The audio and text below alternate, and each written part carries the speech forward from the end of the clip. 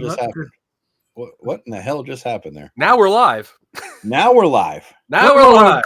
Oh my God! We were doing all this liveness. We were doing all the live stuff. I know.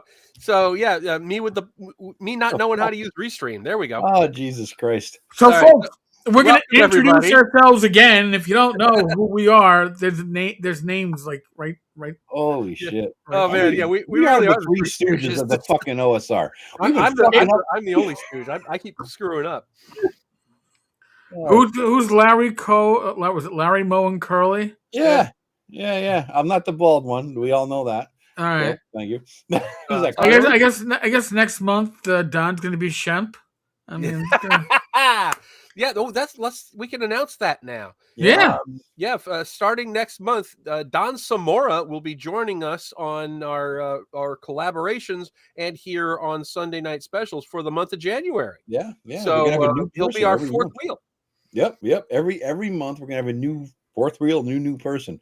So yeah, we'll have the three of us and then somebody new every month doing the all month long Friday videos, and then twice a month they're gonna be coming in here and doing a live with us. Better for you. Yes. So yeah. And it doesn't cost anything extra. No, yeah. I might as well thank Robert again. Robert, we thought we were live for about 3 minutes and we were yakking and I was thanking you. That's me. So be it. But so Robert, thank you, because Robert gave me one of the very rare super thanks. Super chat is where you could tip while we're all here, right? And we see it as a live tip basically, and you put a comment. A super thanks is a tip that you could do while you're just watching a video. Say, that was fucking cool. Here's $2. And Robert gave me a few bucks. So I do appreciate that, Robert. Thank you very much, man. I don't know what channel you're on. You were dropping chats on mine and Eric's and Joe's. I don't know where you're at right now. I think he's on mine because it's showing up in gray instead of blue. So I think that means mine. Okay, cool. Okay. All right. So thank you, Robert. Much appreciated. Anything, every dollar helps in the fucking holidays. I think we all agree on that one. Yeah, no kidding. Yeah. So that's awesome, man. That's awesome. So what are we talking? Yeah, we're talking about gatekeeping is the official topic. Yes, but we could also range into AI, which I believe is coming up. Yes, it's going to be next Friday's topic. Yeah, we're all over everything. Yeah, and Raptor 7, I think he's talking shit about you, Joe, obviously. Even though he's in my channel on Rumble, No doubt. Raptor's here every time, so thank you, Raptor. Raptor, you're the most reliable person ever, I think. You're in every live stream ever, I think, dude. And I'm on Rumble. I don't think anybody's watching, but I'm. This is actually being broadcast on my. I need to start uploading my videos to Rumble because that was originally the plan. I do. Yes. Every time I get about 10 vids, I'm like, I got to do a Rumble thing, that kind of shit. Oh, my ear trumpet just gave me $1 super chat. Thank you very much. But it's an Australian dollar. It's Australian money, so it's about 60 cents. So it's worth $1 million, right? Isn't that how it is? 1 million. Yeah. It's kind of like getting Iraqi dollars. You're going to be. I wonder what the conversion is. Now I got to Google that shit, man. I'm just curious. I've never got Australian dollars. Australia. It's about it's within a couple of quarters of a dollar. Raptor 7. Good to see you. I'm not sure if you're on Joe's Rumble or my Rumble, but he's not on mine. So it's on my Rumble. Thank you. So $1 is worth 66 US cents. There you go. There you go. Thank you very much. I said 60 cents. You're close. I was close without going over it. Right, if we were playing Price is Right. Price is Right. I appreciate that, man. Seriously, every dollar counts in the holiday season. Fuck. We all agree. Right. Everybody universe knows that one. So yeah. Absolutely. Appreciate it. Yeah, so we did have a topic. We had one, and then all of a sudden we had two. So yeah, that's me screwing up. I'm just like we like to keep it real. We like to keep it exciting, and we're a little all over the place. But so we talked about. He's one of mine. He's a goblin on my channel. Nice. Shellback bow. Because we had talked about we're going to do our, Friday show was our video drop was about gatekeeping. So therefore our Sunday video was about gatekeeping, right? And then we're all yakking about what are you going to do for next week? And we said, how about AI? And that melded. Oh, Joe is freezing up. Joe is doing his best bad mic impression. Nice. So, bottom line, while Joe can't sit here and defend himself for his horrible thumbnail or whatever he did with the title. Rather, he decided to merge the streams, and he says we're doing AI and we're doing gatekeeping in one show. Apparently, previewing next week's videos. Oh, he's gone. Let's take over, dude. Oh, well, we'll see how long we last for. Shellback, I believe he gave nice. Greyhawk Grognard $5 super chat. Nice. Oh, now, Jesus! Oh shit, he's big. All right, so I'm back now. You're back. Yep, you're back. Okay. We were talking shit about you while you were gone. I heard some of it. Yeah. Part of the reason I put the wrong title in originally was because I had actually recorded my AI video. I know you did. I know. We figured that. I just had AI on the brain when I set up the thing. Yeah. I silenced him. ChatGPT's revenge. Oh God, that's funny. How many we got watching, Joe? If you look in the top left there, what do we got? Top left. What am I looking here? 46. Nice. I got 11 over on my YouTube, or 12 or something. Looks like. Yeah, we've got 19 from Eric's Tenkar's Tavern, and 11 from your and my channel, and a handful from other sources. All right, that's cool. And I'll probably be doing a random live over the holidays, at least one of them, because I'm off a couple of days. I have nothing going on, so right. Stay tuned. Well, for the viewers on my channel, the Wednesday night Talkin Crit is going to be Tuesday night. That makes sense this week because of Christmas Eve. Christmas Eve. Yeah, my family thinks they're Italian. Yeah, they got to celebrate it both days. You doing the Feast of the Fishes? No.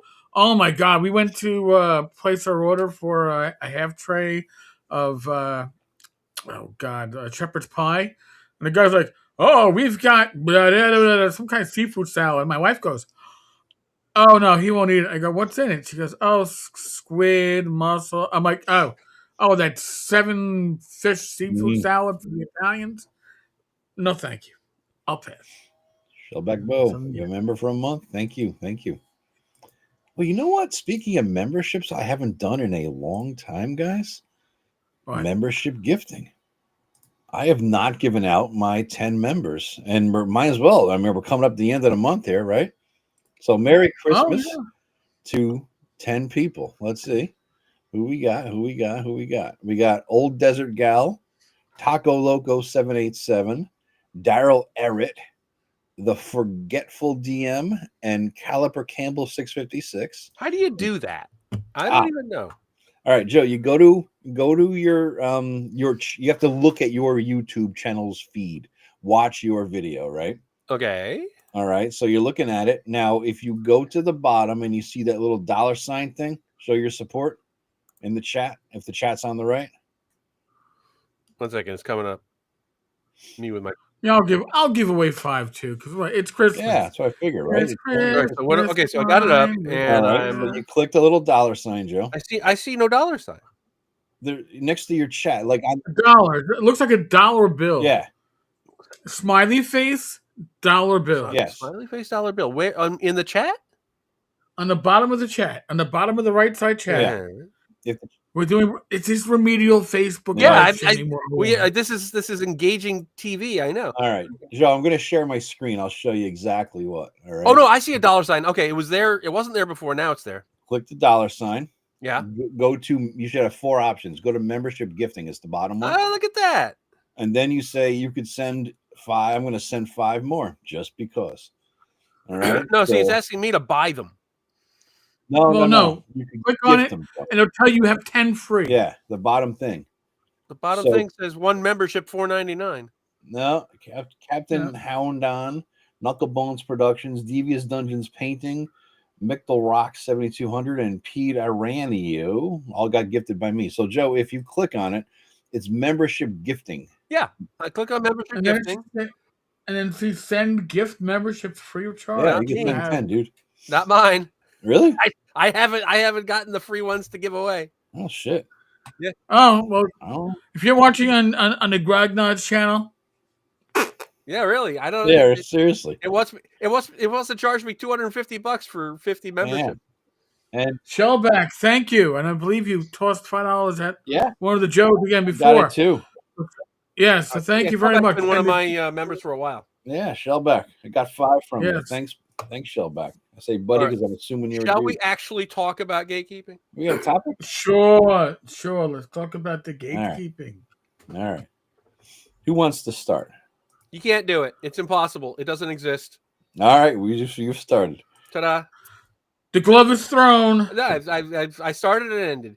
Although one of my commenters did have a really good point on my video that when we see D&D 6 or 7 or whatever it is, and it's and it's all online and it requires a subscription from WotC, then it would actually be possible to gatekeep Dungeons and Dragons, because if you literally have to have an online account to play it, which could be with 6 or 7, then it would be possible to gatekeep, because then they could say, oh yeah, we are not so many years removed from social media saying, oh, we saw you posted this over here on some other system, so now you can't post on us. We're not too far removed from it. It could happen that you posted this horrible thing over on X, we're going to cancel your D&D account. But until Hellscape emerges, that was the lawyer on N-World, right? Didn't you get banned from N-World for something that you didn't even post? It was. On I posted on my blog. I talked shit about what's the guy's name? That asshole, that loser over there who owns. You'll have to be a little more specific. Yeah, Morris. Morris. I talked shit about him on my blog, and he banned me from N-World for talking smack on my blog about him. So yeah, that was glorious, actually. Yeah.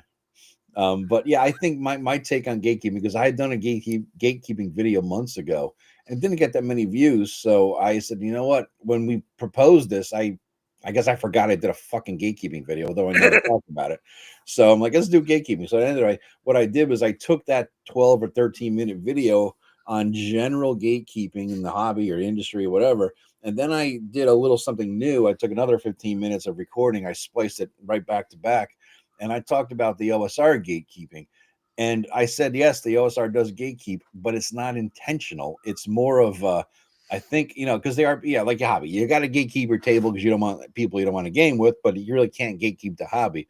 But the OSR, I think, has built-in gatekeeping risks, which sometimes come to fruition. I think because we all have this sort of like shared background, the jargon, 40 years of history, you could come across as like elitism, but that's not gatekeeping, because that people.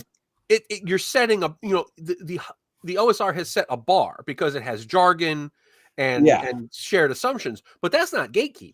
No, because you can learn the jargon and you can overcome the bars. I agree. But on from the outsider, like let's say you're a 27-year-old kid who just started playing D&D 3 years ago because you watched Critical Role or something, and you heard about this OSR, and then you come right up against people like us, but worse, in a sense that we're open and sharing and stuff, and there's a lot of elitism kind of out there. It's like purity tests, and you don't play like this, and you didn't do like Gary did, or whatever the fuck, and all of a sudden you're stepping into a whole different kind of landmines, and you might just be put off by it.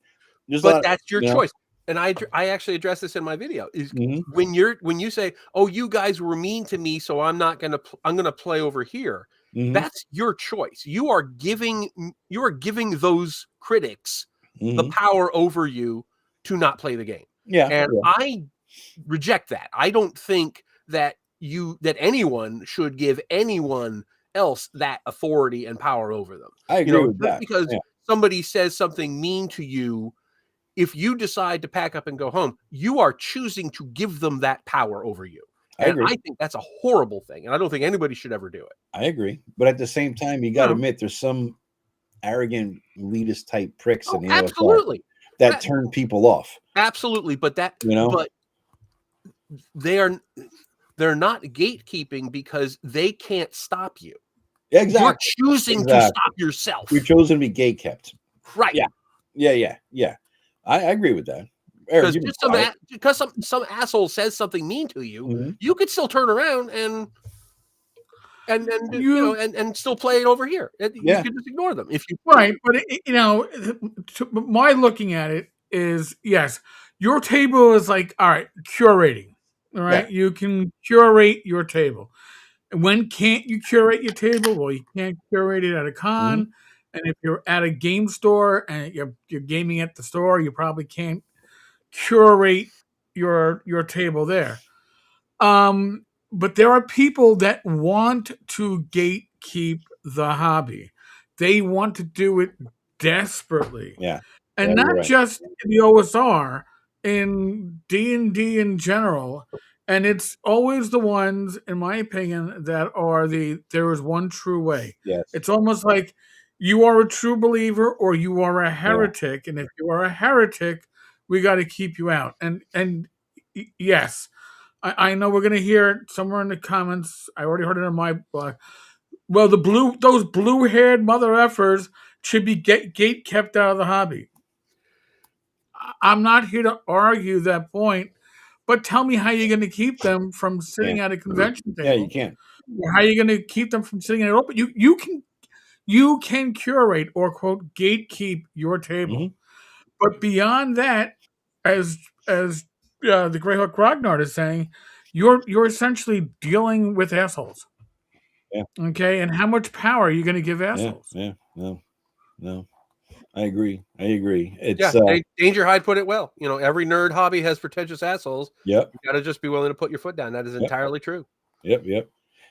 I love the deep history of the OSR. I love the fact that we go, decades and decades. We've all been playing at least 40 years here, maybe 50 for you guys, right? And I love that aspect of it, but I could see how it could be intimidating for somebody new. And granted, they're making the choice to be intimidated, right? But it's just something. The point of my video and all these points I was making was more of a just try to be aware that what you do, how you talk, whatever, you know what I mean? Try to be aware of that, just so that you're not, just not like pissing people off or annoying them or just rubbing them the wrong way.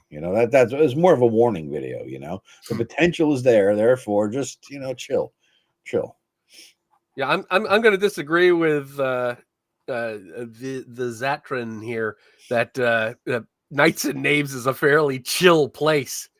Compared to like Dragon's Foot or Cannon Fire, it's a freaking snake pit. But that's my opinion. It was very opinionated people. I haven't been there in a million years. I have. I post links to my stuff there, but I don't really engage a lot. But Eric, I want to add on to something you said. You were talking about in your comments. People were saying the blue hairs need to be, gate kept out. I see just as many people saying, "Oh, the Nazis need to be gate kept out." And I actually see that at conventions too. Oh yeah. And it's funny because, go ahead. I think you're muted, Eric. If you've been talking, I'm not sure what's up. I muted myself when I moved my mic. There we go. So I'm not the only stooge. I'm saying, hey. No, I'm a stooge. Hey. We're all stooges, man. We're all in it together. In at least 2 or 3 videos, I advertised the fact that watch this Sunday for the group live show, and it wasn't. So yeah, at least 2, 3 times. So yeah, we're all. Well, we're talking about trying to ban the Nazis. North Texas had an issue a couple of years ago where people were calling up or emailing, demanding to know, how will I know how my DM voted in the last election? Really? No, that has to be. No, you really. And are they going to wear badges? What? Are they going to wear a badge saying that they voted Republican or Democrat? Maybe it should be like a yellow Star of David, and they should just wear it on their chest. But people, there is such a tribalism going on, and listen, there's tribalism going on in the hobby. But let's leave the hobby's tribalism within the hobby and keep outside tribalism out of the hobby. Eric, you just got like 5 gift memberships from somebody there on your channel, man. I don't know if you saw that. No, I didn't. Yeah, somebody gifted like 5 memberships, I think, to you. So we have a comment here. Undead Viking Video says, what group would want to have Nazis in it? They should be kept out. The DM and friends, thank you. The whole point, Undead Viking Videos, is that they're not really Nazis. No. They're just Republicans. And it's not the same frickin' thing. Yeah. That's the problem. By the way, just as a little throwback, on my channel, we did some live plays for Shadow Dark, and when the first one was going up, Kelsey was nice enough to talk about it on her Yes. channel, on her Discord, and there were comments from one or two that is it appropriate for this Discord to endorse Nazi adjacent people? Who the hell was Nazi adjacent in our group? Apparently, I was You? I was adjacent, and everybody with me was adjacent to the adjacent. And So you're I adjacent to all believe, of us, therefore we were the Nazis or something? well, Or- no, I was the adjacent for whatever reason. They weren't going to call me a Nazi because I guess that was bad class. But I give Kelsey a lot of credit for keeping her community politically free. Yeah. It keeps the drama out. But yes, When I saw her in North Texas after that, she had told me too that I said I because back then I wasn't showing my face. Hey, go to lawyer. Right. We did the thing. Tenkar. Right. Oh yeah, give me a hug. Thank you. She goes. Yeah. I refer people to that video if they want to see how to play the game. She said because it was just a bunch of fucking old men trying to figure out a game, and cursing a lot and drinking and cursing Matt out. Really, I mean a lot of cursing Matt and Jackson out. So Right. of course I got to do that. But yeah, she said it was good. It was funny. She enjoyed it. She really enjoyed it. And we were just being ourselves. We vowed never to do a live stream because for obvious reasons. I know. Oh my God. We did it anyway. There you go, Eric. 6 degrees of Himmler. Yes. What? Oh. Jesus. Goes back. I know nothing. Like that whole we were talking about earlier. But it's funny. It's funny also you mentioned that you can't gatekeep at cons. And that's actually untrue. Right. And you can't gatekeep your table at a con. I got a specific thing because a lot of cons that I'm running games at, you as a DM can actually say, I'm going to require masks at my table. All right. What? True. All right. That's a different, but you're not, I guess that's political. Yeah. Yeah. If you're going to say gatekeeping isn't as specific a definition as I have, because I would say that's not gatekeeping because you could play at that table over there. But a lot of people seem to think that gatekeeping means, my specific table, which I disagree with. But if you're going to use that definition. Right.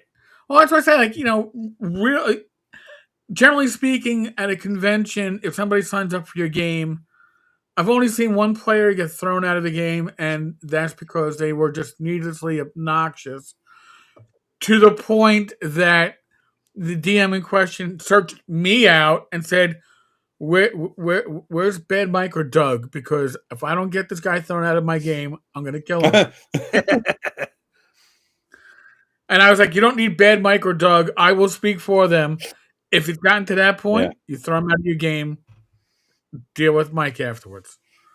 But yeah. Small Mountaineer, thank you. That's a very nice compliment. Very grateful for all your shared experience and wisdom. I don't know about the wisdom part. Concerning our beloved Pollard games, I look forward to learning more from each of you in your new year. Thanks. That's awesome, man. Where's this today? Small Mountaineer. It's flying by fast there. Yeah, really. We're getting tons of chat here. I know. Well, I got news for you. I got 45 watching on my channel alone. Wow, dude. What do I have? Yeah, you do. I got 16 and Joe's got 14. What? Yeah, well, you're Mr. Livestream, so. Yeah. It's basically a network. It's the Tenkar Tavern streaming network. TNS. Yeah, TNS. TS. Tenkar streaming. No, TS. Tenkar. TTN. Tenkar's Tavern Network. There you go. Oh, you need a logo. What with the bug on the yeah. Oh shoot! All right, I'll have to work on that. I'll have to reach out to an artist friend. I might know a few. Yes, hit the like button. You know a guy. I know a guy who knows a guy. Maybe a logo will fall off a truck. It happened to land. It happens sometimes. It does. A lot of shit falls off trucks. Actually, a true story. My father, I guess there was one time there was like a dairy truck on the way to like a 7-Eleven or Cumberland Farms thing, and it got a fucking accident. And next thing you know, it tipped, and like OJ and gallons of milk all spilled out the back. And the guy's like, I don't give a fuck. It's all going to be spoiled anyway. So everybody who was near just grabbed gallons of whatever. So because it's going to, it's a write-off, right? You don't care. So my father put like 5 or 6 gallons of milk in the trunk. Now, what the hell are you going to do with it?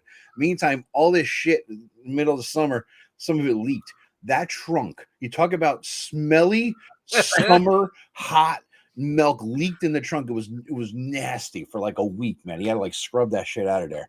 I had a slice of pizza in the back seat in the summertime that I didn't know about. Didn't drive for like 4 days of my vacation. I forgot I left it there. Don't drive the car I mean, this is like July in New York City.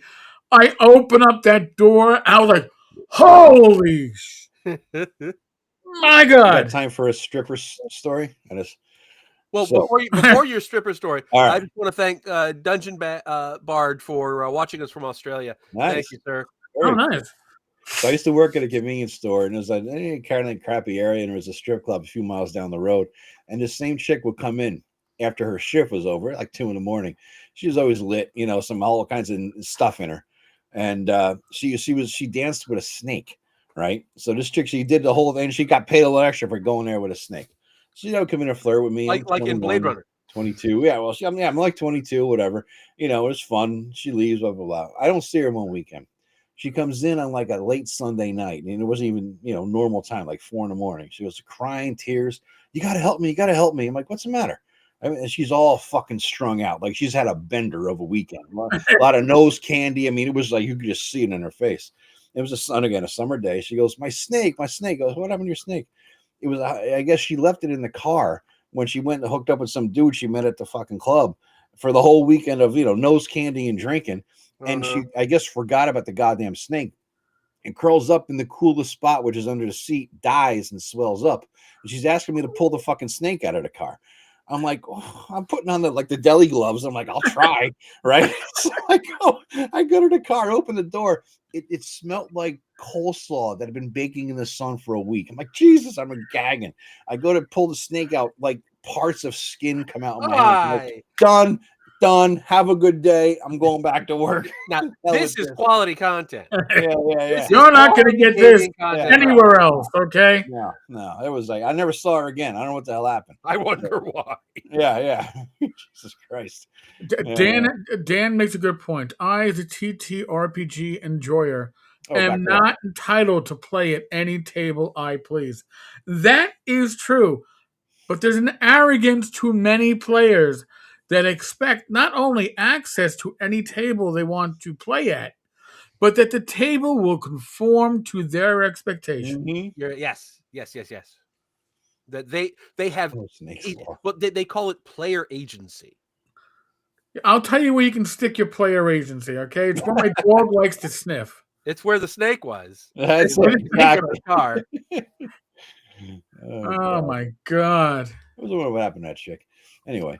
We had another topic too, AI. And Eric, you had an AI gatekeeping. Yeah, you crossed the screen. When I saw Joe going, I was like, and the reason why is because, listen, the arguments have started up before the early days of Photoshop.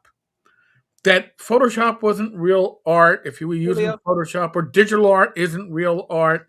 So now the question is going to be coming is AI art, real art. And now we got the AI writing, real writing.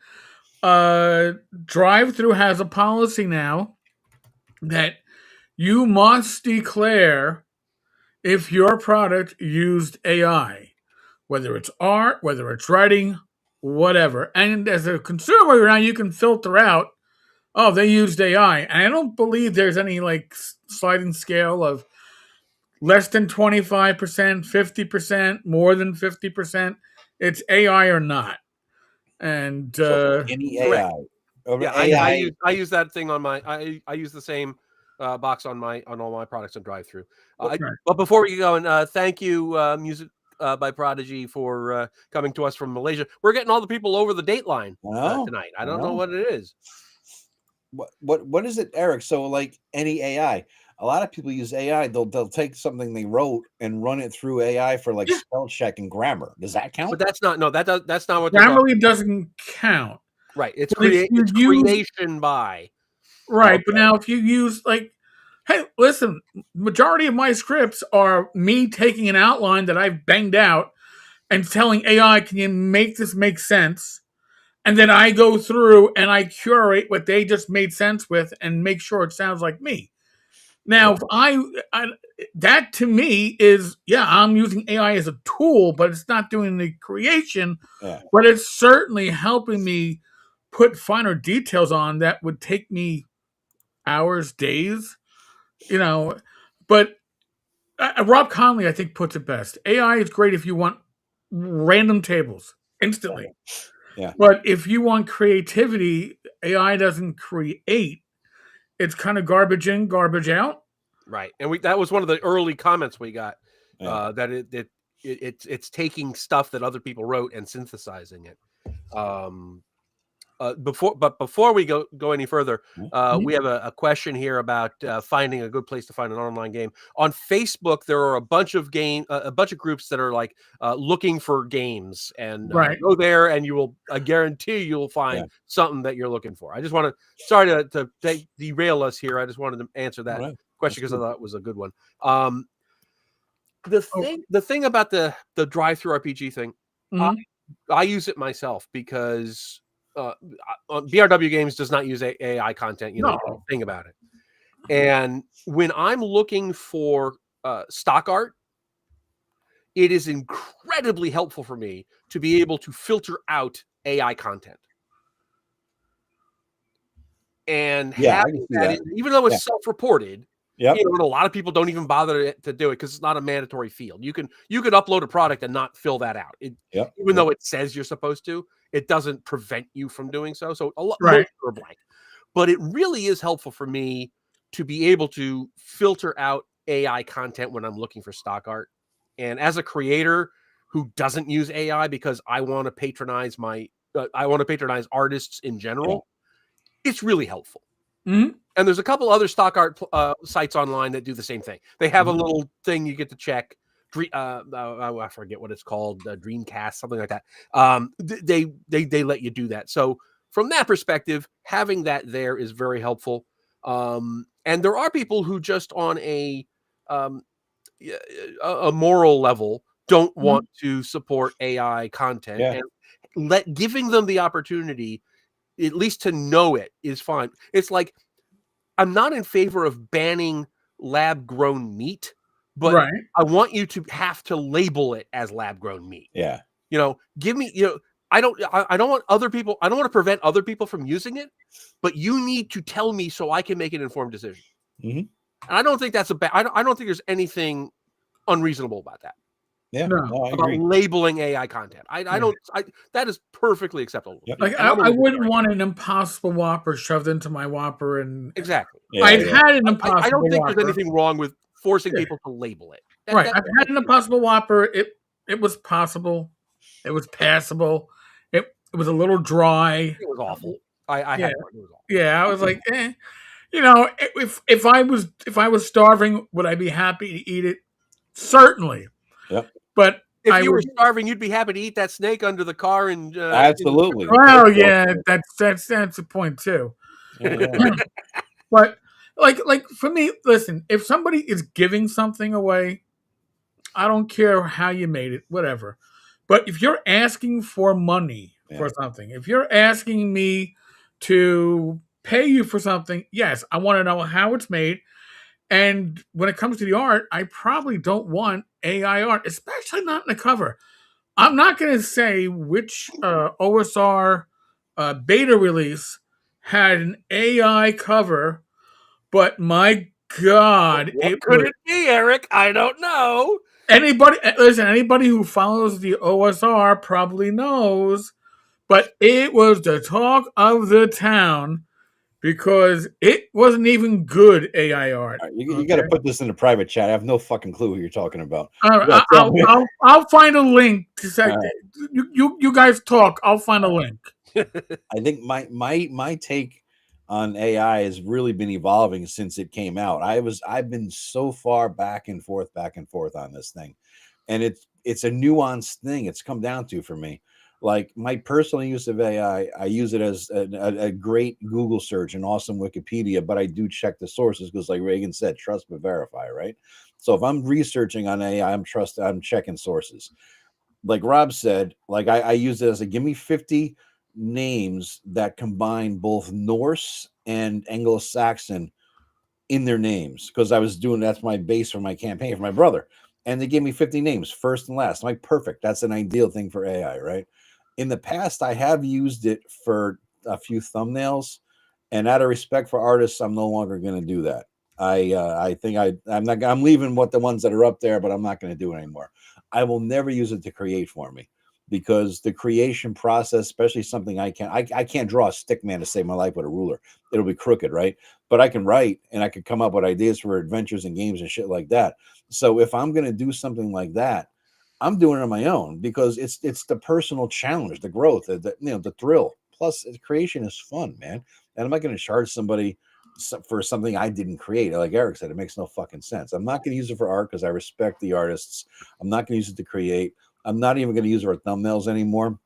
I use it for research and like ideas on shit. Like, what are the 5 concerns that somebody might have about this? And there's the 5 concerns. And then I will write up, okay, what's my take on those 5 concerns? You know what I mean? So here's 5 concerns a new player to 5e might have. Oh, boom, boom, boom, boom, boom. Now, what do I think about that? I'm not using AI's answer. I'm addressing the 5 concerns. Right. It gives you the research. Yes. And my experience with Chat GPT is that I haven't had it lie to me, but oh my God, does it miss stuff? Yeah, absolutely did. So it's in Facebook, Joe, if you want to see it. Yeah, I saw it. Oh my God. Wow. That's wow. Wow. Yeah, that's something. So we got a question on this very topic. What about sites like town generators sites that is that wrong instead of doing it yourself? No, if you're using it for your own campaign, listen, if there one was it itch.io, the one-page dungeon generator? Yeah. That's procedural generation, by the way. It's not AI. It's a procedural program, as are the the setting material and the town material. So that's fine. And by the way, with itch.io, the license allows you to use that in commercial projects. I actually reached out. What's up? Mr. Rourke saying goodnight. Good night. Everybody. But I use AI for my thumbnails because I have no skill and I do a video a day. Yeah. Okay. But, I'm offering it for free. Do I have people that support me? Yes, I have probably after tonight, probably close to 90 members that support this channel. And that's awesome. It's awesome, yeah. But every once in a while, somebody will say, I love your channel, and stop with the AI thumbnails. I'm sorry. The AI thumbnails, my stick figures won't be getting any traffic. Good question from Xnard Prime there. Yes. It says, here's to you people who publish works, especially Greyhawk Grognard. If you're not a visual artist, doesn't it make sense to at least play with AI art to communicate with actual artists? I spoke with an actual artist about that. She, does it for a living. She's one of the few artists who can make a living at it. Because I said, listen, it's a couple of years ago when it was sort of new, and she is adamantly against it because obviously jobs and friends and everything else. And I said, well, what about concept pieces? You know what I mean? If I want to get the gist of something, I could use AI to give you an idea of it. And say, can you draw here's an AI image, this? make something like this. But better in your own style, right? And she said, and her personal take is all AI art generation is theft because it's taking from what other artists did. I don't know that I agree with that because every artist throughout time has copied other artists, right? Right. I think it's theft. And if you're, draw me a picture in the style of Zach Smith, right, on AI, and boom, out comes a picture, and you sell it and make money. That's theft because somebody wants a Zach Smith-like thing. You publish it, you take money out of his pocket. I don't like that. You know what I mean? Or whoever the hell. It doesn't have to be anybody, right? And so I think if you're making money off it, yes. I can't agree with it being theft because people always train. But I understand her point and her concern, because in the past, you'd be able to sit down with that artist and actually explain it or do mock-ups with that artist, right? And that was an opportunity for them to practice and hone craft and be better. But I've talked to artists in our community, in the OSR and beyond, and a lot of them use AI to generate basically that figure that they would normally model off of, because it's a reference point. Some of them work off reference, and they find it as a great tool. And I want to stress something, by the way. What word am I using? It's a tool. See, when it becomes when it becomes the creation, that is, I think, where you kind of cross the line. If it's a tool that's used as part of the creation, it's a tool, just like a digital pad, just like Grammarly, whatever. Chris Moneymaker says it's theft, though, and he's an artist, right? So he has a different take. Yeah, I don't. I think we're all drawing a line somewhere. You know what I mean? And as an author, I mean, for 10 plus years, I've been communicating to my artists. I give them a paragraph. This is what I want my picture to look like. I've managed it, and I haven't needed an AI generated thing. I'll send reference pictures. Yeah. This is what it looked like in the Monster Manual 2. Right. Yeah. Something like that. But yeah. And if you want to say that's theft, I'm going to disagree. I wanted to. This is what it should look like physically, but put it in a different pose. I don't think that's theft. This is what George Washington looked like. If I make another picture of George Washington, I didn't steal from you. Right. It's just the way things work. We do have another one here. A site named Don John. Okay. Used it in his Greyhawk campaign to create small towns on the highways and such. Purists. I want to know who those purists are. That you're being a lazy GM and online tools is wrong. It's a bit much. All online tools are wrong. I've used the generate an elf name thing, but as far as creating small towns on the highways, to be honest, I would do it myself. That's just me, though. I enjoy that. I would probably not even prep it. I would just do it on the fly and maybe roll a couple of dice on a random table. But it's the way I play a game is, if you come up on a small little village of a dozen buildings that I haven't done, I'll just improvise it. Yeah. I don't need it to be ready and prepped, and so my need for AI support is less because I don't need that level of preparation. I don't know. Yeah. Does that make sense? Yeah. It does.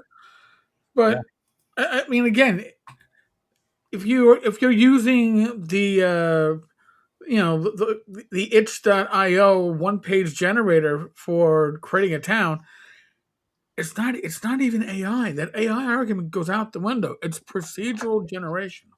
That's all it is. That's different. If it's just a program, I mean, they've been doing this since the 70s. Yes. There were basic programs that would roll up a character for you. That's different. A random number generator going through tables is not AI. Right. Correct. And the one-page dungeon and even their, setting stuff in the town and the city, that's all procedural. Mm-hmm. All right. Believe me, I looked into it, and it was all coming out and being done before AI hit before AI leveled up. Yeah. By the way, it seems like AI is leveling up every other week at this point. I know.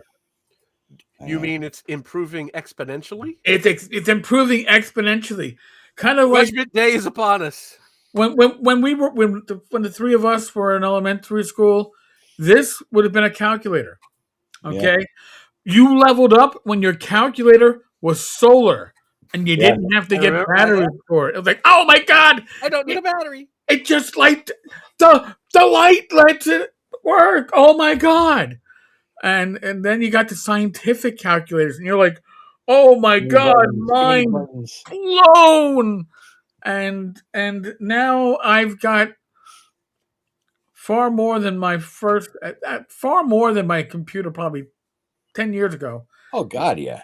5 years ago in my kidding? hand. The phone that you have in your hand is like 100 times more powerful than the computer they had in the Apollo. Oh yeah. Oh yeah. I mean, my first desktop computer was a 486 DX266. It was actually an SX33. It got the overdrive chip, right? Made it a DX266. It probably is like an abacus compared to this thing. Yep. You know, that's what back I in the day did. when you could actually modify your own computers. Oh, now yeah. it's against the terms of service if you open the cabinet. I know. It's like I had a computer and I wanted to upgrade the RAM and I couldn't figure out how to open it. I literally couldn't figure out how to open the chassis. And I called customer support. And they're like, "Why do you want to open it?" This is fucking mine, asshole. Yeah. And they said, "Well, I want to put in more RAM." No, you're not allowed to do that. That'll void the warranty. Okay.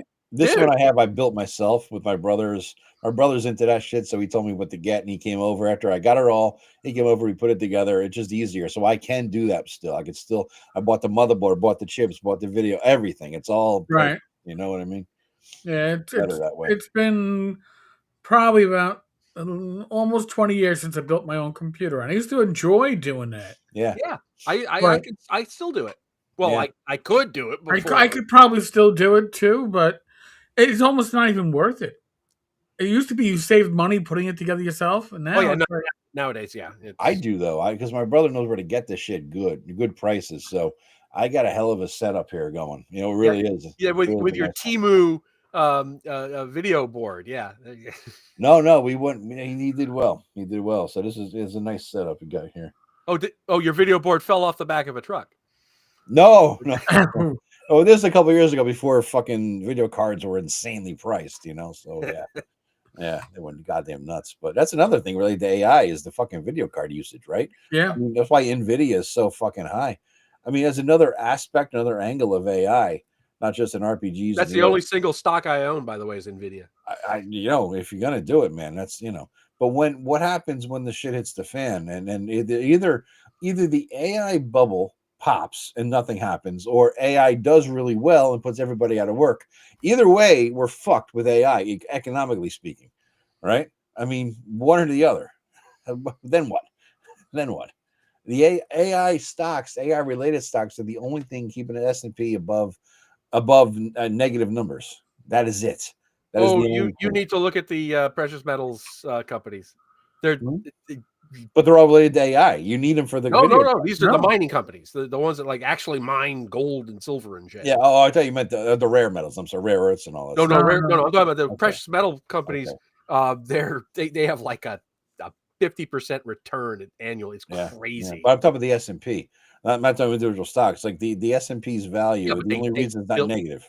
That's how you get the S&P is the individual stocks all add up. I know, but I'm saying that they've taken out the big seven, or just the AI related stocks on the big 7 or big 10 or whatever, and it's negative numbers. We've gone from dead snakes in hookers' cars to now we're welcome to a discussion of the Standard & Poor's. If we didn't lose you before, we're going to lose you now. Yeah. Yeah. What snakes and hookers? I mean, that's just fucking gold right there. That's video. Yeah, this is good talking stocks. Snakes and hookers and the Standard & Poor's. Yes. We're trying to raise the standard by lowering the standard. AI will destroy the human race by 2028. I mean, AOC, if you might be correct, but didn't she predict the world was going to end by 2020? AOC is here? What? No, but the predictions about the world at the end of the world. That's Alexander Ocasio-Cortez. Yeah. She made that prediction. Not Greta Thunberg. Oh no, Greta! I'm not going to do my Greta voice. No. So Eric, we were talking about this before the live stream started. Somebody loves your videos on OSR advice. Thank you. I mean, we are getting a gazillion chats on this. This is awesome. Yeah, no, they're flying. Booby snake, yes, shellback boy. I like that. Who doesn't like booby snakes? Booby snakes, isn't that? Booby snake. Dusk to Dawn, didn't that have a booby snake? Dude, it did indeed have a booby snake. Holy shit! That scene when she came out with the fucking snake and started dancing. I remember all of us watching it. Like Draw's like, Yes. And the best part, well, not the best part, but a great part of that scene is the music. Yes, you're absolutely that right. song that they play while she's doing the thing. Yep. But yeah, that's a scene. There was a question. They're flying so fast. I saw something I wanted to respond to. Thank you, Surly. I appreciate it. I'm trying. No, air star advice. That is. I'm afraid AI will just flood the world with such a volume of fake videos that we'll wake up one day in a world of complete nonsense. That's the problem. Is that it puts out shit and then it trains itself on its own shit. Right? Yeah. It's like having a shit diet of your own shit. So, YouTube, if you haven't figured it out yet, YouTube actually has AI features that you can make like AI shorts. But didn't they crack down on like AI generated videos? Like it's all it is an AI script and then AI video, which are still out there. You're gonna a lot, yeah. I know, I see them too, but I thought they like last week or the week before they announced that they were cracking down on garbage channels. That's all they do. Yeah, well, you can tell which ones those are because and then I talked with the Greyhawk Grognard. Oh no, the voices are much better than that. They're still screwing up certain words. They sound good. Pronounce things, yeah. Yeah, and it's like at first I used to go, well, maybe they're Romanian. Now I go, no, it's just stupid AI. There's a channel I watch, and they do some videos about the Addams family, and they did one about Wednesday Addams, and every time it said the word Wednesday, it paused, thinking that it was talking about the day. Rather than the name. It was very subtle, but it was as soon as I noticed it, it's like I can't not notice it. Right. I don't know if you guys saw this. They're using an AI voice, and there's nothing wrong with an AI voice. Yeah. If somebody wants to just, if you're writing a script and then you put it into a thing and you get a voice generator, right? Voice generators aren't AI necessarily. They're all, they've had voice generators since the 70s. But if you're writing a script and you put it in because you don't want to put your face out or whatever, right? Okay, I can do whatever. But it's.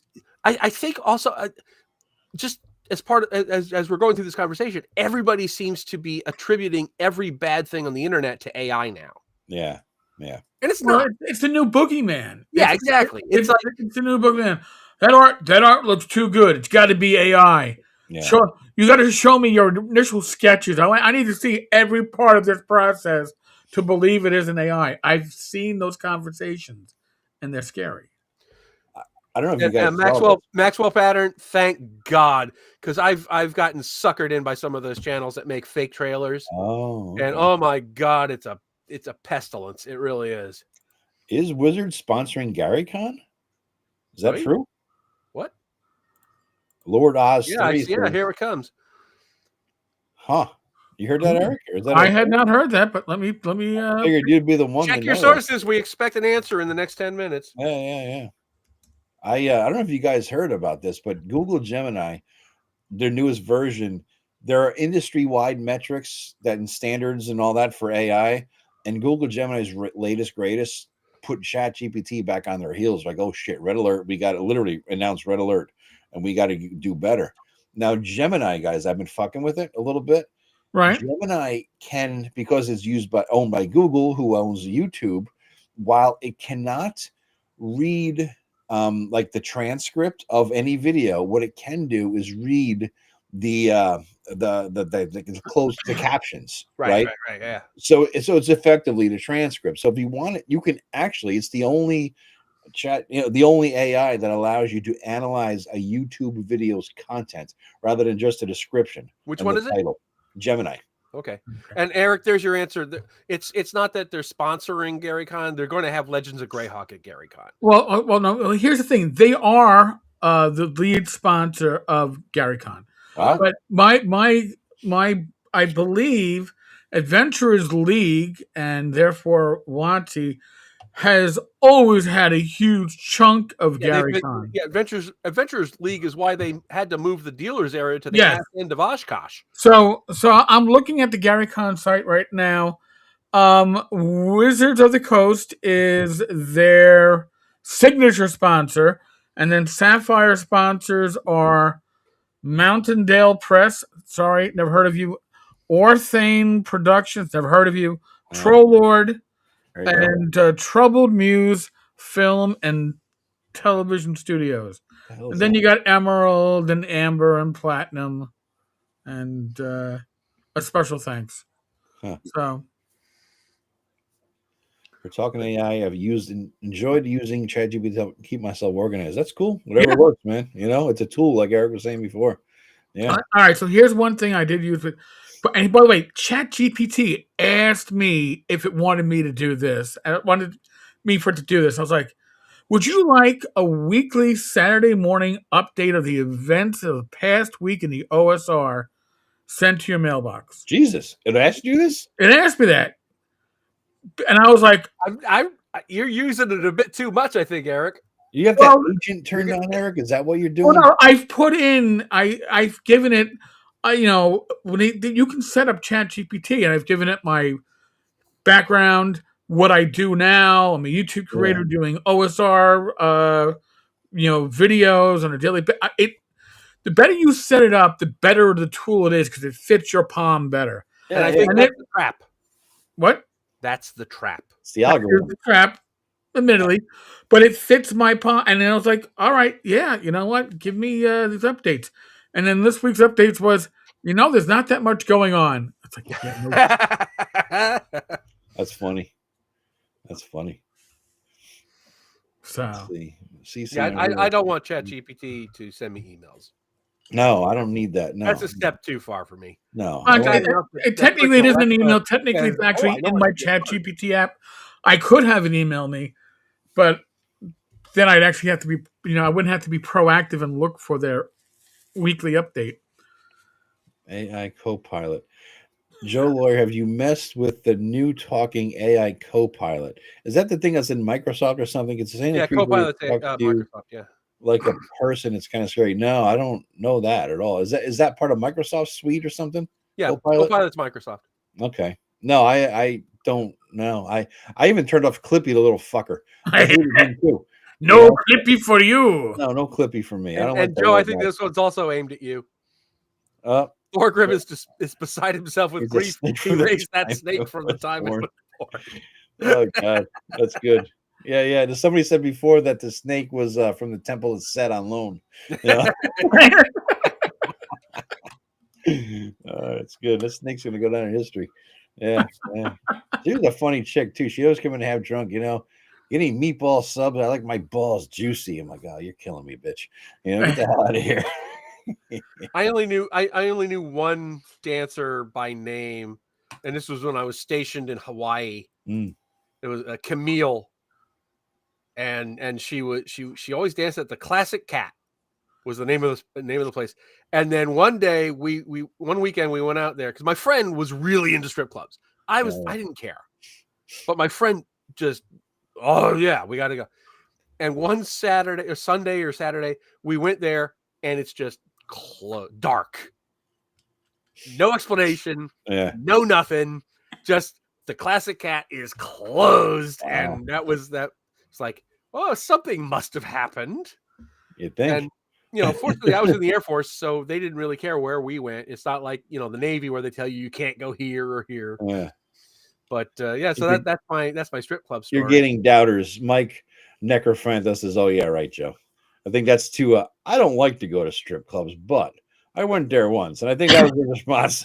No, it's really true. My friend really was into it, and I was like, okay, I'll go. And you go enough, you get to know things and people and stuff. And Camille was nice, but yeah, you were big pimping apparently, says Mike Joe. There you go. I went to listen. I worked with cops. I went to a couple of strip joints, but the weirdest experience was the time I went with one of my gaming friends, and I didn't realize that he frequently went. And we go to the strip joint. And he's getting his ID out, and they look at me, and they go, "Yeah, you guys are good." And this waves us in, and he's like, "What the fuck?" I go, "I don't know." He goes, "Did you know you were a cop?" I'm like, "No way." I go, I got a feeling I look like somebody." He goes, "Oh, Sure enough, somebody comes over, gives us both beers, didn't ask for any money. I'm like, we're drinking these beers and we're going. Yeah. Before they figure out I'm not who they think I am, we're gone. I didn't stay to find out. Yeah, no, not worth it, man. In a similar vein, I was the best man at my best friend's wedding, and he at the time was big in the Jersey City labor union, and I found out later that a lot of people whose hands I was shaking got me on an FBI watch list. Jesus, really?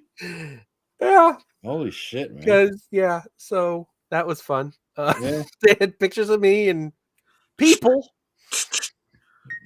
We don't know who this. Find out who this Joe. Who's this guy? Yeah. So for at least for a couple of months on some cork board in somewhere, my picture had yarn to your name and all. Yeah. But that's funny, man. Yeah, it was. That was odd. They're begging us to get off our topic here. Back to the original topic of gatekeeping. It's not just in the OSR. It's now even a modern D&D 5th with versus 5.5, which is the real D&D crap. Really? Is there a debate? Yeah, there is. I didn't know that. I knew that there was the Pathfinder 1 and 2 debate, which made a lot more sense. Oh no! No. Yeah, the 5.5. Yeah. Oh, they're coming out with tars and feather. It's beyond. Wait. Tell me about it, dude. I didn't hear about it. That they were trying initially. Like now, the true believers, it's a schism. What do you mean? It's like a religious schism. So what's the argument, Eric? Who's that the 2014 books, they're now obsolete. You can't use them. Really? You're playing with them, you're a heretic. No, you got to be playing with the new books, but the new books aren't really selling. If everybody I've talked to has gone, they've landed like a lead salami. Yeah, when it comes to like hobby stores, they might have sold directly from WotC when WotC was giving away that free Dragon Mini. Oh wait, it wasn't actually a mini; it was a digital mini for a platform that they never really launched. Oh, you did so well. WotC didn't fuck you all over. Yeah, that's it. Don't be surprised. So there's the 2024 purists, and they're like, "Fuck 2014. It's a dead game. Play the official." It's beyond that.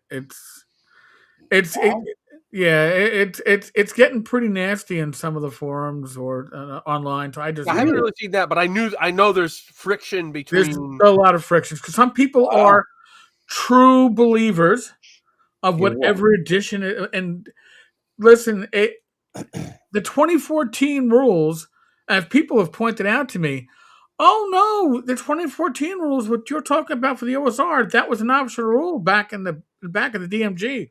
Oh no, that was in 2014, but as an optional rule. All those optional rules are gone in 2024. 2024. They have to make some structural changes to the different classes, like when you get powers at different levels and stuff. I know this because I had written for 2014, and then I had to change everything for 2024. So it's a pain in the balls to have to do that. Like clerics, especially, they just like capriciously moved. Yeah. Oh, you get this power at not at level 3. Now it's level 4. Change your book.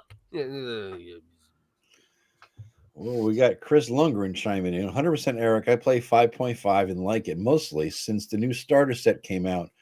It has to keep on a Borderlands set, but 5.5 is the real D&D, and it's a huge gatekeeping at stores and cons. Oh yeah, think about it. If you're going to game at a store, and I was lucky, well, it's almost a decade ago, we had a store that was allowed us to play 1E. But most stores, they want you to play the game that's in print that they're selling. You're not doing them any good playing a dead game, and 2014 is dead. And wait a minute, we actually have a comment. And a super chat for somebody. Michael, thank you. Dead game is a nonsensical term for tabletop RPGs. Can't happen, doesn't exist. Dead game refers to live service video games that go down. It's dead games. Chastised. It's dead games as far as the game store is concerned, and it's a dead game as far as WotC is concerned. Yes, I play OSR games. Nothing truly dies. Yeah. But again, Michael, thank you. Is that you, Eric? Yeah, somebody Yeah, got one. another one. Well, he's got like a zillion people. We're up to 83 total, by the way. Nice. Eric got 34. I've got 20. 23, and Joe, you got 20. Yeah. It's but funny. you make up for it on the other channels. The number I got. We're kind of matched there, Joe. We both got to do live streams more. That's what that means. Yeah. Unfortunately, I actually have a life. Yeah, I know. So doing a live stream every night is not an option. We're neither of us are retired. This one over here. When I was working, I was doing 4 to 5 blog posts a day. You find a blog post. Yeah. Oh, well, that's the same thing as a 3-hour live stream. Yeah, of course. Oh, well, no, all right, it isn't. It isn't. All right. But I have a very patient wife. Okay. I was waiting for a fucking hammer to fly across the room, hit you in the head as you were going over the stripper stories there. I'm like, let's see Rachel's in the house. Thor's hammer comes flying and wham. No, it would be more like I would get the speech from the social worker about how these women are all victims and been abused, and I've heard the speech, so she wouldn't repeat it tonight. Is she there? She's probably on the other end with the puppy. All right. Okay, so we've got another comment here. I don't know of any brick and mortar hobby stores, and certainly not Barnes and Noble, that sells popular OSR stuff, except BX Essentials and DCC. If you even want to count that, there's a little salty there. Well, I can tell you, there's plenty of brick and mortar hobby stores that sell plenty of OSR stuff. Complete Strategist in New York has a whole rack of nothing but OSR stuff. Huge area for that. Yeah. We have to set up that. We gotta reset ourselves. Yeah, and I sell directly to hobby stores, Adventures Dark and Deep stuff, and Castleman Archmage. A lot of stores carry OSR stuff, even the lesser known stuff. Maybe not Barnes and Noble, because that actually requires a real distribution channel and junk like that. But there are plenty of smaller stores that carry OSR stuff all the time. And like I say, Complete Strategist, which is like gaming mecca, has an entire display rack of nothing but OSR stuff. So awesome. I take issue with that assertion. Yeah. And if you're smart and lay down on the nasty ass rug that's been vacuumed in 50 years and look on the bottom shelf, you might find some really, really old stuff. They still have stuff from the 70s with the original prices on it. They do. Yeah. I bought like 5 or 6 Dangerous Journeys books that Gary put up simply because nobody bothered to move the crap that's in front of the bottom shelf. They have like Starfleet battle stuff from 1980 with the 1980 price on it. Just bring it up to the counter. That's all they want. There's a new Barnes and Noble that opened relatively close to me, so I've been checking it out. Of course, first thing I looked at was D&D, and they have like the RPG section. There's a D&D end cap, which has tchotchke dice, fuzzy shit, you know what I mean, that kind of stuff, right? No books. And then you look for the D&D books. First, you got a whole wall of like a whole shelving set of manga, and then next to that's the RPG section.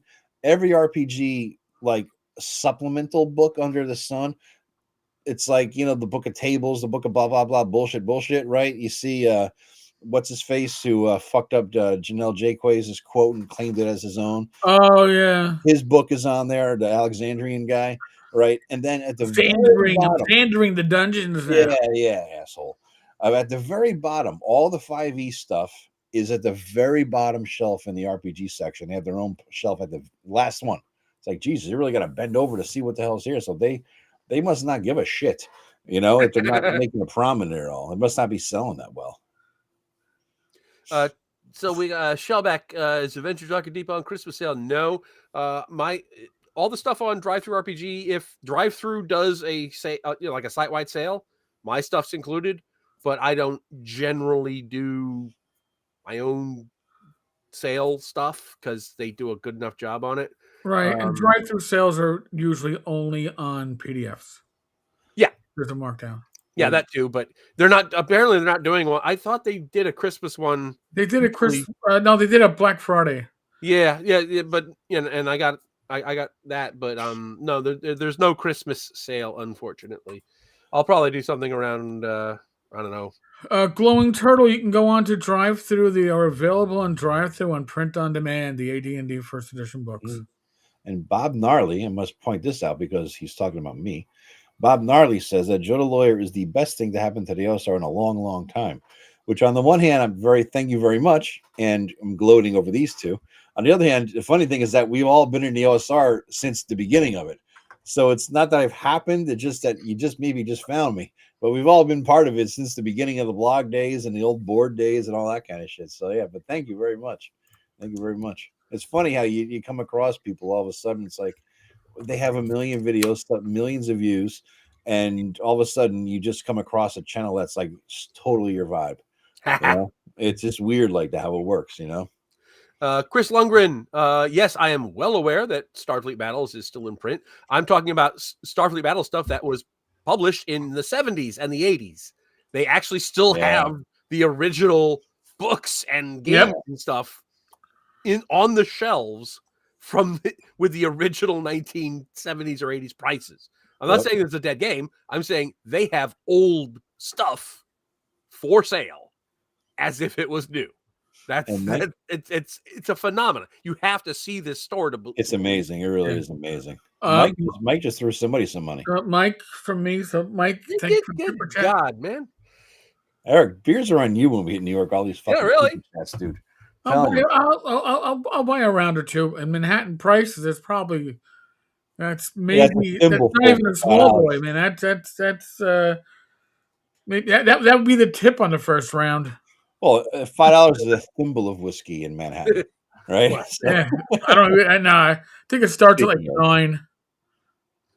And Shellback says not all D&D books are in print. The core are you talking about Adventures Dark and Deep or? No, they were asking about the 1E books.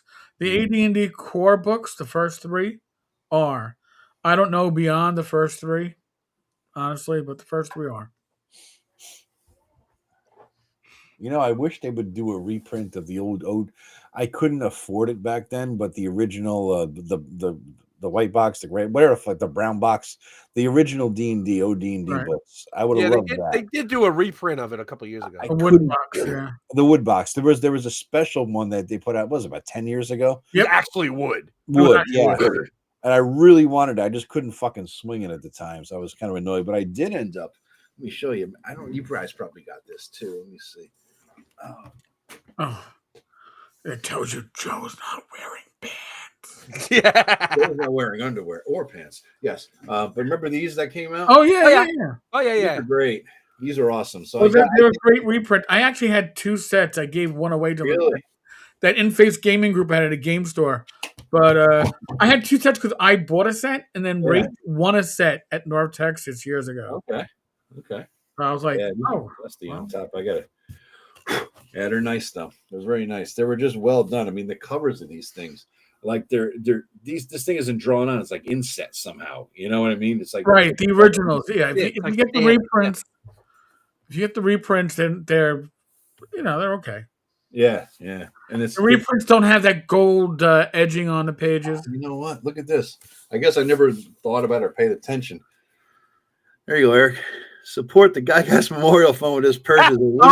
Yeah, no, dude. And if you look at the PDFs that are for sale on drive-through for the core 3 books, it still says that. Really? And doing a little research, I believe that they're still getting a trickle of income from that. So, all right. Let's see. Income to 5 years ago. Chris Lundgren says 5 years ago went to the OSR. And found it through Ozeric, which is the go-to version of D&D. And usually, that's fine. Ozeric is, good. Did you back the latest, greatest? I did. Mike, I'm sorry. It's a busy chat. I did give you a shout out, but I will read it. And in my opinion, there's a large political component to gatekeeping these days. It's not about the common sense stuff, like personalities, etc. Oh yeah, it's all virtually political. There are some and the personalities that don't pass muster for political reasons. Let's just be clear. Okay. You had another Mike super chat with comment. Now I don't know if it was a question. I don't know if you want to address it. Had coworkers interested in D&D. I promised to DM, and I got them into Rules Cyclopedia. They've been happily grinding for months. That was part of another super chat. Oh yeah, okay. So I don't even see that. Yeah, I think it back a bit. I haven't seen these fly this fast in a long time. Yeah, no, we can't keep up. So I'm looking at it on my screen. So Michael, as a little short story, when I was active and I was looking forward to retirement, and I had about 6 months left, my lieutenant figured out after he couldn't find me on social media, and he used our computer guys to track me down. He found out that I had a gaming blog, and he was like, "Oh my God, you're a D&D player." I'm like, "Yeah." He goes, "Can you run D&D in the office here? Because we work midnights." I'm like, "Are you serious?" He's like, "Yeah." He goes, "You run the games. Me, we'll get a couple of the detectives. They'll take their meal, and they'll take their 2 personals, and we'll give them like a bathroom break. We'll get like 2 hours a night in." I'm like, "All right." And I reached out to Matt Finch, and Matt Finch was getting ready to send me a package of Swords and Wizardry books. We were going to do it. And literally 3 days later, my lieutenant comes in, and he's like, with a haircut. Because he had his hair longer than mine was. I'm like, "Lou, why's your haircut?" He goes, "Oh, they sent me to a squad. I'm going to be, doing real detective work." I'm like, "I guess there goes the D&D session at work. Oh, well." Yeah. So Probably would have gotten us in trouble anyway when the inspectors were coming in for inspections at night. As to your $5 super chat question, Eric, or comment, it was about the political component to gatekeeping, Yes. not just about the common sense stuff. Yeah, that's everywhere, man. It's not just D&D. It's not OSR. I mean, politics and bullshit is everywhere. It's social issues. It's shit's driving us all apart. It's terrible. And I think Bob Gnarly makes a good point. He's a huge lefty, but he's a huge OSR fan, and I think that speaks to the OSR's resiliency, because OSR is not inherently conservative politically. It's conservative D&D culturally. Yeah. But that's not politics. Yeah. It's a different use of the word conservative. It doesn't, yes, I would probably guess, just based on my own experience, that more OSR people are on the conservative side of the spectrum than are on the liberal side. Based on age alone. Yeah.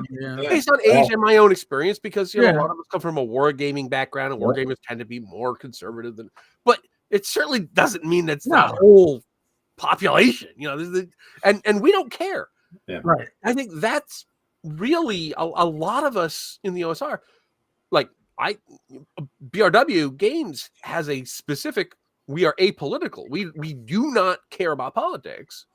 And I think a lot of OSR people are like that. It's like, I don't care who you voted for. Yeah, right. I want to play a fucking elf game. Yeah. Can you roll a D20? It's all that fucking matters. Yeah. And as to conservatism, if you getting away from the political aspects of it, just looking at the history of the word and where it comes from, and the origin of why conservative went into the Republican Party or more conservative leaning aspects of different parties. Conservative means conserving the past, right? Conserving tradition, conserving heritage. That's what sort of is getting at there. And so based on that aspect of the definition of a conservative, the OSR, that's what we do. Right. The OSR is conservation of the past to make it available for the future. We keep the old shit alive, right? And so in that sense, if you got a lot of people who are traditionalists in some way, they might be more conservative than others, right? I mean, not speaking for anybody here. I'm just saying that could be why the OSR comes across as more conservative. Plus that thing that I think Churchill said, everybody, if you're not a Democrat when you're young, you're heartless, and if you're if you're not a liberal when you're young, you have no heart. If you are not a conservative when you're old, you have no brain. That's what happens. So most of the OSR people are older, and not to say there's truth in that statement, but I guess there's been a shift for many, right? So yeah, whatever, Bottom line, do you roll d20s and can you swing a sword? Fictionally speaking, it's all that matters. Come to my table, you know. So Chris London says, Joe Block, you're right. For example, Jeff McGaller, who is huge on YouTube, is very liberal, but his channel, The Gaming Gang, is a massive supporter of the OSR and always praises Eric on his channel. That's cool. I mean, I will say this: the OSR has people from across the political spectrum. It does, but for the most part, listen, Jeff D is about as far left as you're going to get. But if you meet him at a con, he doesn't care whether you're left, right, conservative, liberal. Yeah. You know, do you want to talk gaming and do you want to buy his products? I mean, honestly, that's and you ask anybody in the OSR a question, you're going to get an answer. Yeah. Unless they're an asshole. And assholes have nothing to do with politics. It has everything to do with being an asshole. Yep. And we have those. Every community does. They tend to self-select, but some of them we're stuck with. You know, they just kind of don't leave. The answer you get might be long-winded. yeah. Well, you see, kid, back in the day, I had to roll my dice uphill both ways. Times. I had you know what? I had to color my own numbers. Yeah, it's very true. You don't know what it's with the crayon. Yes. Oh, that's funny. You lucky kids, you got these D10s. I had a D20 numbered twice. Yes. Great way to cheat. Green was high. I mean, orange was high. Green was high. I mean, yeah. I'm not saying I did that. I'm just saying. A nice solo with old. Oh yeah, no. Somebody had asked about solo gaming, and X Grognard Prime was boosting my Book of Lost Tables as a way to play solo. Because remember, we used to do that in the DM in the old DMs guide. They had like the how to random dungeon generator, and I took that and I just ran with it. Yeah. No, I used to do that. Like, oh god, another Thanksgiving at somebody's home where I have nobody to talk to because I'm the wrong age. All right, bring my DMG, some graph paper, and some dice. I'm good to go. Kayla says, I don't have an issue with conservative people, but often those are the people who are assholes to people and people I consider friends. So if I hear conservative ideas, I kind of go on guard. Although a follow-up is I generally don't like generalizing like that. Well, in general, okay. I would actually probably say the opposite. But we all have different personal experiences. Yeah, that's it. That's really what it comes down to. And I've had the exact opposite experience of Kayla, but that's just how it goes. Oh, because Eric and I have, if I may speak for you, yes, have been the target of such witch hunts. Yes, by a certain individual. I've had other individuals. I've also been. By the way, the man who has his wife on every Saturday to talk about gamers' health, I was told I was a danger to women in gaming. Oh, really? Yes. Joe was I remember that person. I know exactly what you're talking about. Yeah. A certain vaginal cover comes to mind. Yes. The burning vagina of sorcery. Yes, the infected knees. I have the foggiest idea what the hell you two are talking about. Talk afterwards. Which is probably for the best. Yeah. The individual in question is like a non-entity right now. Basically. So, Basically, yeah. Didn't Greg Christopher have a crush on her though? That potato nose? No way. Just had to throw Greg under the bus a little bit here today. No. Has he got 60,000 subs yet? This motherfucker. Where did he at now? If you had said Matt Jackson, I would have gone along with it. But yeah. I wonder what's up with Matt. Is he still kicking? Yeah, he's still alive. Yeah, he's still around. Yeah. I gotta check out Chubby Funster's YouTube. I wonder if he's like over 100,000 now. Last I checked, he was just under 6. Under 6? I haven't checked. In 5,700. He's closing in on you, Eric. But he hasn't done a video in a while either. So. All right. Well, yeah. What can I tell you? What can I tell you? He might not be a good candidate to bring on in February. He doesn't do enough videos. Come on. Yeah, he's a slacker. Yes, I can't talk about slacking on video output though. So I go through spurts, as you guys all know. Whoever said to me. Foolly, yes, me a danger to women in gaming, as was apparently Merle Rasmussen. Just saying. Merle. What? Because Merle ran an all-women's game at North Texas. And that was offensive. Now, if you have never gamed with Merle at a con, his wife is in the room knitting at the same time the game was running. Merle is literally the least offensive, the nicest guy. He's like the nicest guy I've ever met at a con. Yes. There were two really good ones here. Eric, how many women are involved in gaming tables in OSR in product creation besides Shadow Dark? Just curious. And the one after that, there were no women in RPGs before Critical Role. LOL. I remember the 80s and 90s. It was rare. I gotta agree with Glowing Turtle. I wouldn't say no, but it was a rare. It was rare. We had a couple of girls show up at our games. The other creator wise, there are some. There aren't many. Yeah. And strictly in the OSR, I really can't name one. But I think there are one or two involved with DCC, but I haven't bought a DCC product in a while, so I couldn't really tell you. Lots in 5e, obviously. I don't know about any other. Yeah, I couldn't, other than Kelsey, I couldn't tell you the name of one female OSR publisher. Publisher, no, but I'm going to be publishing a book by a woman. Oh yeah, in 2026. Yeah, cool. Is it your editor? Yes, it is my editor. Well, nice. I think Molly wrote a book, and I'm going to publish it. Very cool, man. Is it a fiction book or RPG book? No, it's an RPG book. She's taken all the spells and she's kind of done like puns. She's turned all the spells into puns, and then had actual write-ups of how it affects you. That's cool. So my idea was, well, yeah, that's what happens if you have spell failure. It's really clever, and we're just working out some other details about it. But yeah, I definitely pretty cool, man. I like that. So I the horrible evil Nazi Texas, whatever. Yeah. I'm going to be publishing a book by you're evil. No, bad Joe. Yes, it's actually the first book published by BRW that I haven't written. That's cool. Yeah, that's cool, man. You're branching your umbrella. I've been trying for years. I've had some that I was going to do that were published by other people, and it just kind of never happened. That's cool, man. And this is actually happened. So how do you?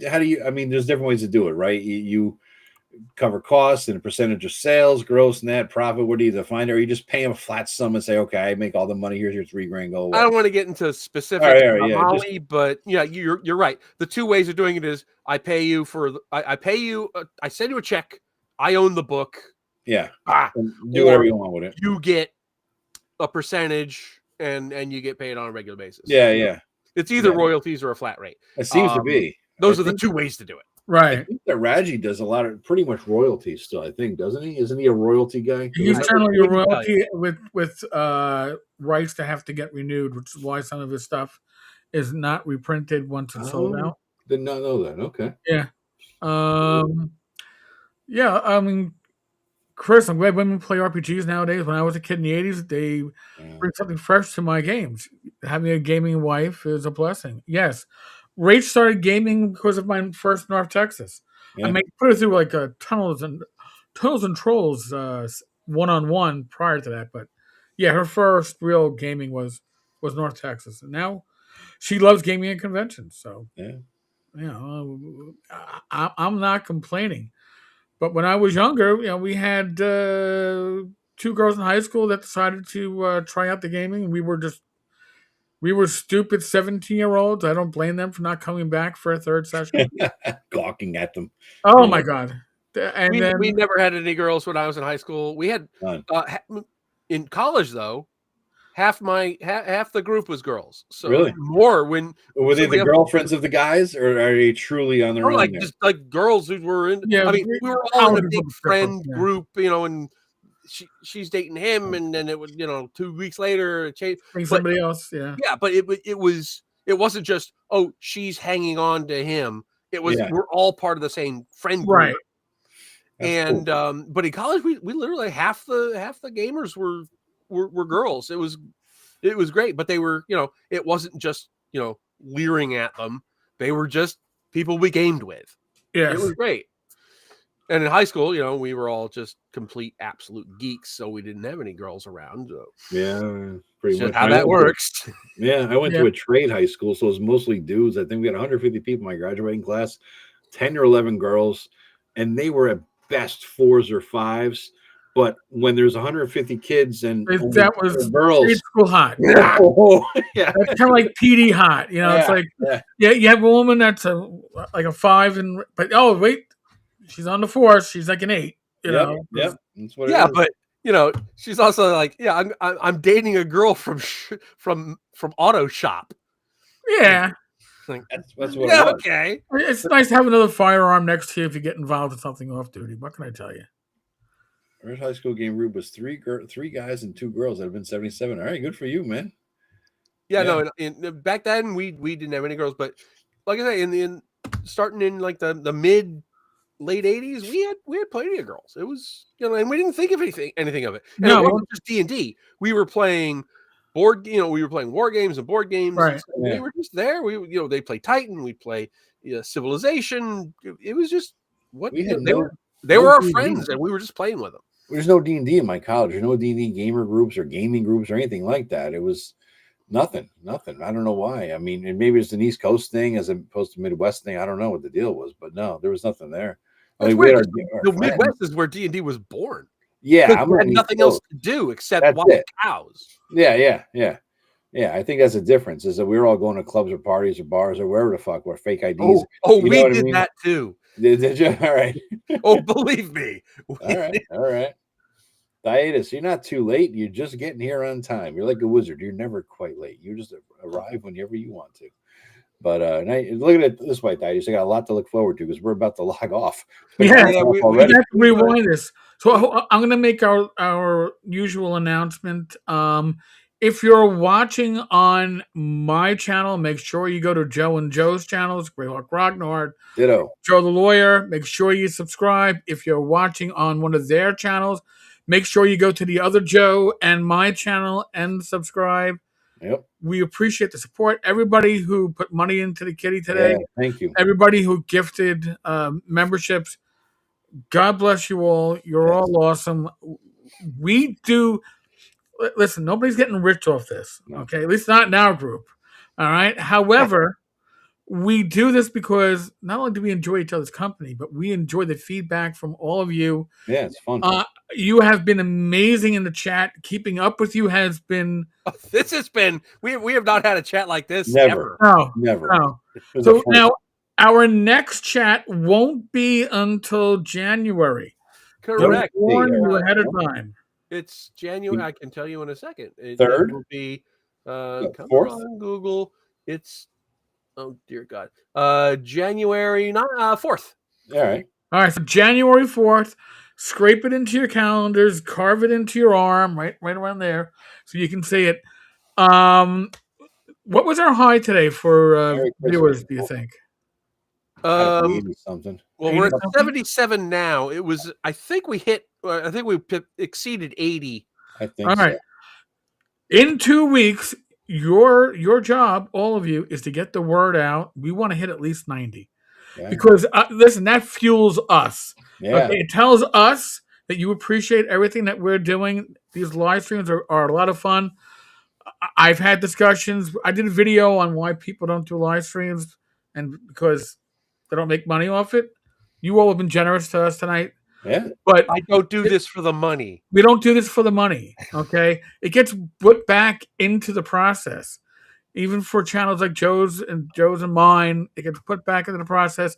OSR Christmas is kicking off this week. My drive-through monies are going to be used to give out drive-through gift certificates. We got guys from Arduin, the Emperor's Choice guys, like $180 acrylic box. Oh my God, there's a lot of great stuff. There's PDFs from people that were in the chat. just a lot of good stuff. That's what the OSR is. Yeah, yeah. And the OSR is you all. It's the community. It's that camaraderie, and big pimps, according to Mike. Big pimps. and big pimps, and dead snakes. Dead snakes and hookers. There we go. And don't forget, we're going to have Don Samora on that next live stream. Yes, we have a fourth wheel. Don's going to be joining us for the month of January, so it's going to be very interesting. Yep. But again, we're going to bring somebody. We're going to bring more content, more channels. And so let's bring more viewers. And there's 5 Fridays in January. So that means Don's on the hook for 5 videos on Friday. Yeah, he came in right at the time when he has to max out. And he'll be here on the 4th and the 18th. Chris says it said 86 at one point. Yeah, and it's funny because on the 18th I will be coming home from Page, and I make no promises as to how I'm going to be because I guess I'll hold that one. And like oh my and just by sheerest happenstance, that's when we have a live stream, and I will endeavor to be here, but I might just be coming like I will pull into the driveway at 8:40 and I'll be on here at 9 o'clock. I've done that many a time coming from the bar, you know. It's like slide on in. I thought he was going to say the gym, but at least the gym. Of all the things he could have said, I got to balance it out. The bar, the gym. That's why lift weights, lift beers. I mean, you got to balance that shit. Yeah, I mean, for me, if I'm late, it's because I took a nap and didn't set an alarm. I'm just saying. If you watch Talkin Crit on Wednesdays, Christmas Eve, we moved it up a day, so it's going to be Thursday. Or to Tuesday. Tuesday moved it up a day because Thursday is Christmas. Yeah. So. And I'm going to probably do a live stream at some point over the holidays. But I see everybody saying Merry Christmas, Happy New Year, Happy Holidays, all that, guys. Right back at you. Absolutely Merry Christmas. And I'll probably, I mean, I'm off from like Wednesday through Sunday, so I might just do an impromptu, hey, here I am thing. Who knows? Yeah. Well, if you guys are going to do an impromptu, let me know. Yeah, exactly. Let me know. I'll be bored maybe on a Friday night or some shit. Who knows, Yeah. Especially the Friday after New Year, Friday after Christmas. I don't think I am scheduled for anything, so that might be the night I do some shit, So. All right. Well, we'll try not to counter program, Joe. No, maybe I'm saying last time when I was on with I know. I'm sorry about that. I knew you were on. I didn't match the fucking days, and I'm like, I'll hop in. I'm like, fuck, Joe's on there because it pissed me off because I wanted to watch that live stream too. I just didn't have it in my head as to when it was on. It was a blast. I had listened to 98% of it. I had one person unfriend me on Facebook, so I'm assuming that's why. Yeah, I'm sure. But gee. It wasn't political. It was just we were talking about gaming.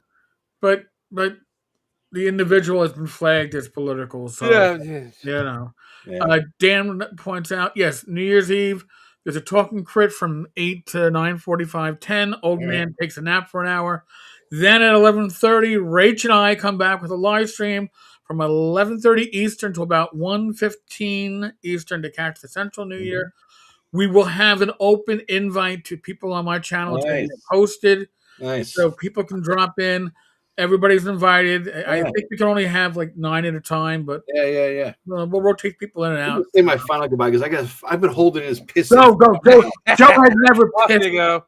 Later. So Eric, if you want somebody for the Talkin Crit thing. Oh yeah, definitely.